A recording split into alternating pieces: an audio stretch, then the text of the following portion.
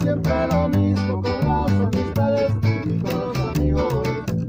Se habla que algunos son falsos de la noche a la mañana, ya son enemigos. Claro que nada está escrito, las cosas van queriendo, andan cambiando. Entre más billetes pierdan, los falsos amigos se van a ir alejando.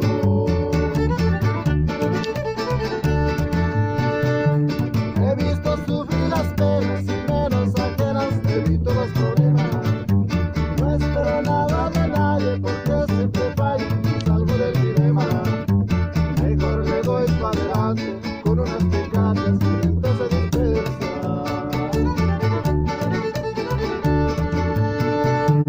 Odio las humillaciones, también las presiones y las correctas, porque ya pasé por esto, aguanté los desprecios y tantas mamadas.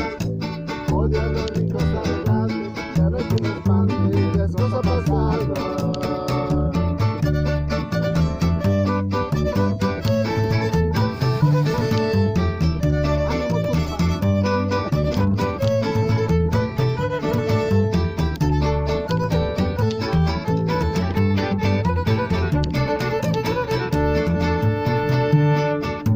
Tengo mente maliciosa para hacer las cosas que todo salga bien.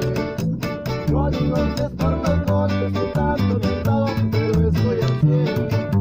Siempre es el mismo dilema, el rico es el tema, siempre lo ha de ser.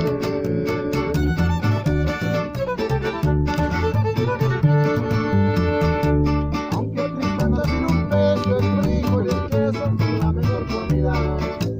Con la leche recién ordeñada de una buena vaca, tortillas de harina. Como recuerdo el consejo de mi pobre viejo, nunca se me olvida. Ya pasé por todo esto y